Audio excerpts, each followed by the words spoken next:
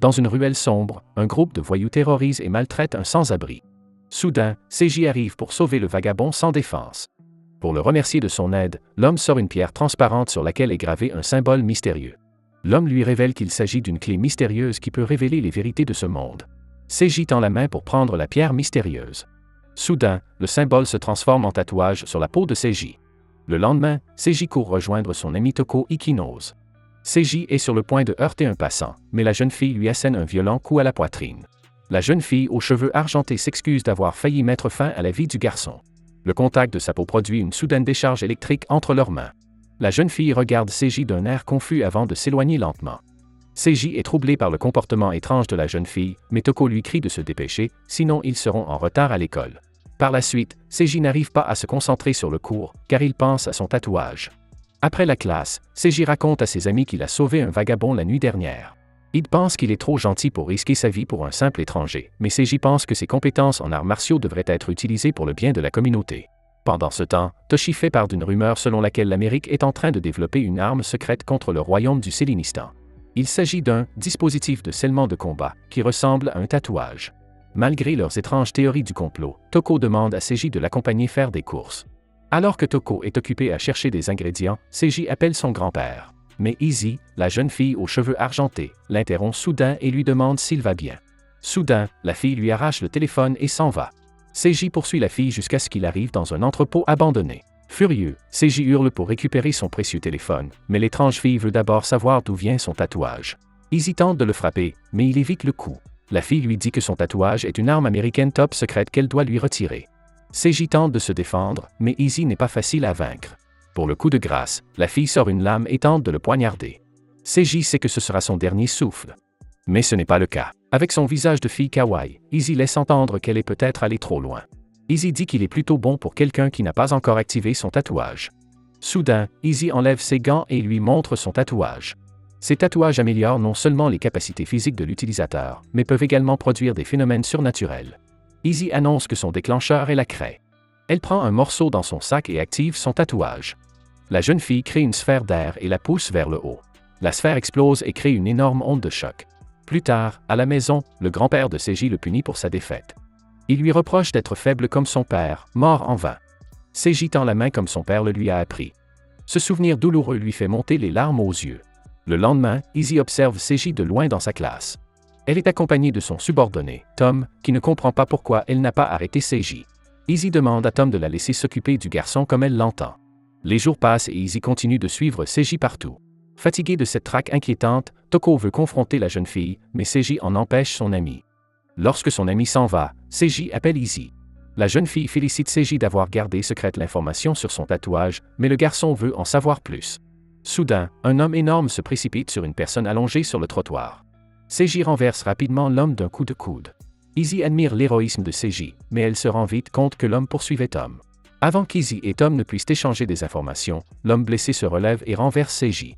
Izzy affirme que leur adversaire a déjà activé son tatouage, qui lui confère des pouvoirs surnaturels.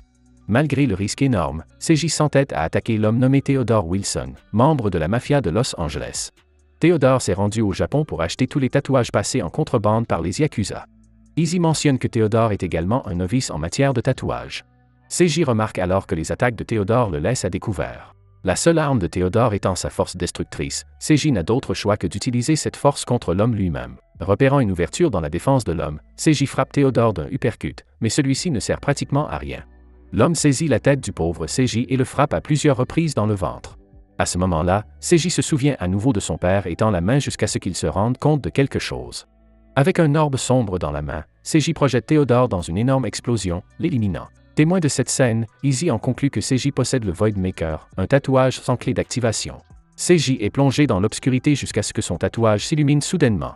Lorsque le symbole lumineux disparaît, une créature monstrueuse apparaît devant ses yeux.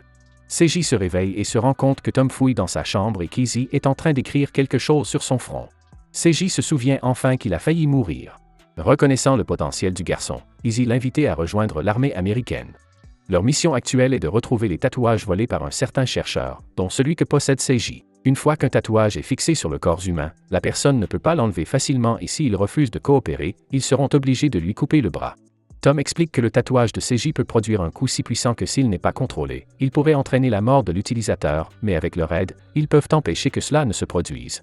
Seiji saisit Izzy par le col et lui reproche sa situation, mais la jeune fille plaque le garçon au sol. Tom et Izzy le quittent, espérant une réponse favorable lors de leur prochaine rencontre. Bien entendu, Izzy a l'intention d'être présente à l'école le lendemain, tandis qu'elle se fait passer pour une élève qui vient d'être transférée dans la classe de Seiji. La jeune fille se présente sous le nom de Bluesy Fruzy.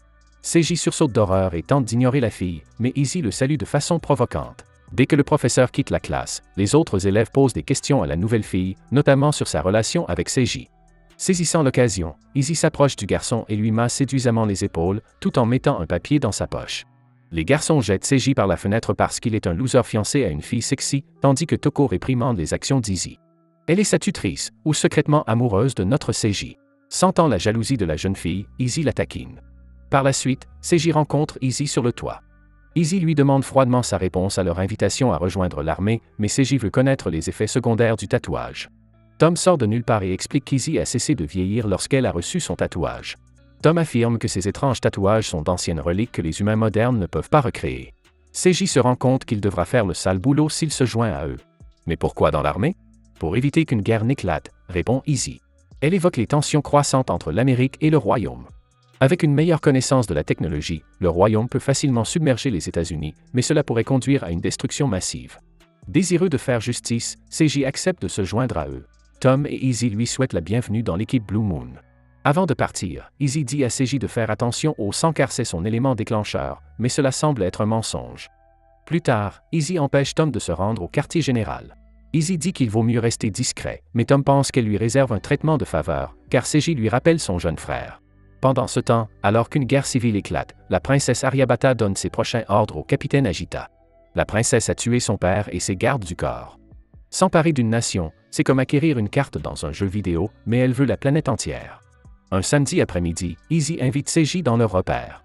Le quartier général ressemble à une maison normale, mais Seiji est nerveuse à l'idée de ce qu'il pourrait rencontrer à l'intérieur. Pendant ce temps, il s'avère que Toko suit Seiji en secret. La jeune fille soupçonne qu'Izzy a quelque chose à voir avec les récentes actions de Seiji, mais elle se sent comme une harceleuse et décide de rentrer chez elle. Soudain, une fille à l'allure effrayante lui attrape le visage et la bloque. Pendant ce temps, Seiji visite la maison. Soudain, le téléphone de Seiji sonne. C'est Izzy, qui lui dit qu'elle sera en retard et qu'il peut demander des informations à Tom en attendant. Le téléphone de la maison sonne également. Tom demande à Seiji d'aller chercher un carton à la cave pendant qu'il parle au téléphone. Un informateur signale que la princesse Aryabhata s'est emparée du trône par la force. Tom doit immédiatement le signaler à Izzy, mais il sonne la cloche. De son côté, Seiji se promène dans la cave et trouve immédiatement la boîte en carton. Lorsque Tom ouvre la porte, un parapluie lui transperce le corps. En montant à l'étage, Seiji voit immédiatement Tom blessé et Toko tenant l'arme ensanglantée. Pendant ce temps, Izzy affronte un grand homme tatoué. L'agresseur l'informe que la princesse Aryabhata règne désormais sur le royaume et qu'il fait partie de l'équipe personnelle de tatoueurs de la princesse. Il est connu sous le nom de Laka, le behemoth de la vipère. Laka frappe Izzy avec son fouet, mais la jeune fille reste calme et évite les coups. Entre-temps, avant que Toko ne devienne une marionnette meurtrière, Iltutmish, l'effrayante fille au parapluie, lui avait montré un aperçu de sa vie. Elle cherchait seulement de la nourriture quand Aryabhata l'a trouvée dans la rue. La princesse ordonna à Iltutmish de lécher sa chaussure si elle voulait un morceau de son sandwich, mais Iltutmish l'attaqua avec son parapluie. Cependant, la princesse s'empare facilement de l'arme d'Iltutmish et l'engage comme l'un de ses hommes de main royaux. Au quartier général, Tom avertit Seiji de s'enfuir, mais le garçon refuse, car il ne comprend pas pourquoi Toko agit de la sorte. Iltutmish explique qu'elle utilise le corps de Toko comme une marionnette. Seiji doit ouvrir une poche de transfusion sanguine dans la boîte pour activer son tatouage et se battre, mais la fille effrayante repousse la boîte d'un coup de pied. Pendant ce temps, Izzy distrait Laka en activant son tatouage, et elle s'échappe. De son côté, Seiji tente de récupérer son propre sang tout en évitant les attaques d'Iltutmish. Voyant que ce n'est pas suffisant, il attrape le parapluie d'Iltutmish, imbibé du sang de Tom. Le tatouage brille, mais il lui manque encore un peu de force. Seiji tombe au sol et Iltutmish lui poignarde l'épaule gauche sans hésiter. Dans la tête de Toko, la jeune fille crie à Iltutmish d'arrêter. De toutes ses forces, la fille force Iltutmish à sortir de sa tête et Seiji en profite pour attaquer la fille. Tom active son tatouage et fait sortir Iltutmish de l'esprit de Toko, mais Seiji intervient, furieuse qu'Iltutmish ait impliqué son ami. Le pouvoir de Seiji augmente. Son corps se guérit et une masse sombre commence à l'entourer. Tom l'avertit de ne pas utiliser son pouvoir, mais Seiji veut dévorer l'idée absurde de justice d'Iltutmish, mais Toko l'en empêche. Le coup détruit le toit de la maison, permettant à Iltutmish de s'échapper. Dès qu'Izzy arrive auprès d'eux, elle constate que la moitié de la maison a disparu, sans compter que les organes internes de Tom sont toujours suspendus hors de son corps. Pendant ce temps, Toko réconforte Seiji, mais ce dernier voit le front de Toko marqué d'un tatouage. Pendant que la maison est rénovée, Izzy entraîne Seiji dans la cave et Tom cache le tatouage de Toko avec un pansement blanc. Le tatouage de Tom est une copie, un sous-produit du processus de recherche qui n'est pas très puissant non plus. Quant à Izzy, son tatouage est authentique mais moins intense que celui de Seiji. Cependant, c'est la première fois qu'il voit quelque chose de similaire au tatouage de Toko. Pour leur faire prendre conscience de la dangerosité des tatouages, Izzy leur montre une photo d'une expérience ratée sur un tatouage sans clé d'activation comme celui de Seiji et sans moyen de se défendre. Désormais, Seiji ne doit plus l'utiliser sans la permission d'Izzy. Seiji doit améliorer toutes ses capacités physiques pour manifester une plus grande force tout en activant son tatouage. Tom lui donne, ainsi qu'à Toko, un dispositif de protection. Cet appareil les avertit lorsqu'un tatouage activé se trouve à proximité et envoie leur position à Tom et Izzy. Tom et Izzy discutent ensuite d'Aryabhata et de ses plans diaboliques. Voyant que la situation est devenue trop dangereuse pour être gérée seule, Tom propose d'emmener Seiji en Amérique. Mais Izzy demande plus de temps pour réfléchir. Alors que Seiji et Toko rentrent chez eux, le garçon s'excuse d'avoir entraîné son ami dans le danger, mais la fille trouve romantique qu'il est maintenant un secret. Réalisant ce qu'elle a dit, elle s'enfuit, mais s'arrête immédiatement lorsqu'elle manque d'écraser un chat errant. En suivant le chat, Seiji et Toko aperçoivent 3 chatons qui mangent de la nourriture et un autre qui a l'air malade. Pendant ce temps, Iltutmish et Laka sont dans les parages, mais ils décident de se contenter d'observer le garçon au puissant tatouage. Soudain, la chatte amène son petit malade devant eux. Laka rit de son désir de se débarrasser du petit malade, mais Iltutmish pâlit à cette idée. Pendant ce temps, Izzy se dispute avec Lisa, qui lui donne des informations secrètes sur leur prochaine cible. La vie de Seiji prend un tournant après qu'il a aidé un homme étrange dans une ruelle. Avec une arme aussi dangereuse à portée de main qui pourrait mettre fin à sa vie en un instant, on ne peut qu'espérer que Seiji réussisse dans sa mission d'instaurer la justice et la paix dans ce monde de guerre. Si vous avez aimé la vidéo et que vous voulez une suite à cet anime, commentez en révélant si vous avez aussi un tatouage ou lequel vous aimeriez avoir. Abonnez-vous, commentez et laissez un like. Merci d'avoir cherché.